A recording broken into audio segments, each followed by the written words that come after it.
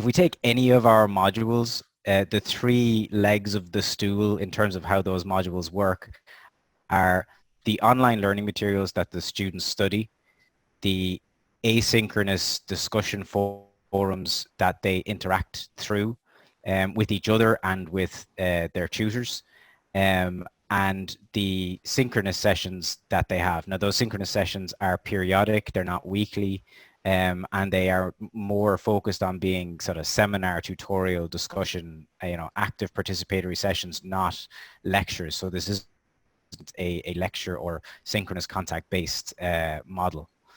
If I just jump out into one of our modules, this is one of my modules, Exploring Psychological Research, an introductory level module. This is what our loop courses look like. People come in for, Orna later will be talking about social presence. They can see, the tutors that they'll be working with there for social presence reasons.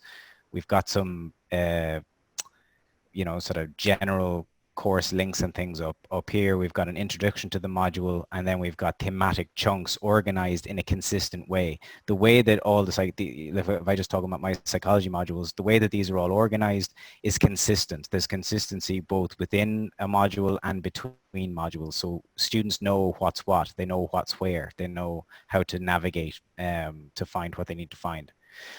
So if I take one of these thematic chunks, well, before I say that, one of the other things is, as you'll see here, the top level of the loop course is quite clean.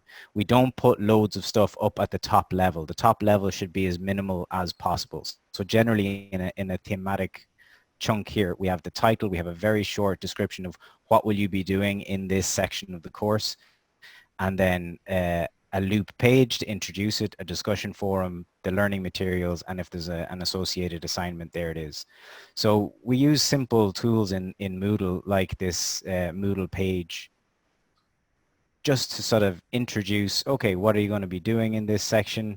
What activities are you going to be doing? You can use this to orientate the student to what's going on, signpost what they're going to be doing, do a bit of recapping on what they've done so far in the module, link to things they've already learned to try and show them the linkages between different things.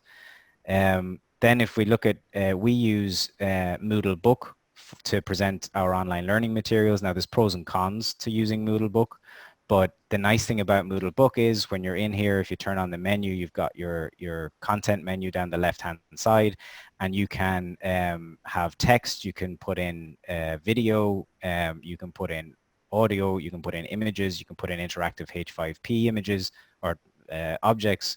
You can do lots of stuff inside Moodle Book, so that's why we like it. If you go into any of my psychology Moodle books, they all look the same. They're formatted the same, they're laid out the same. If you know how to navigate one, you understand all of them. And just the same goes for assignments. So this is a typical looking assignment document for us, very detailed, and with the same kind of sections in all assignments laid out the same way. So kind of an introduction to the task, what sources we want you to look at, what are the guidelines for the assignment, what are the evaluation criteria for the assignment, how are you going to submit it, so the deliverables, and then boilerplate sections on plagiarism, referencing, and then at the bottom, any kind of appendices with rubrics or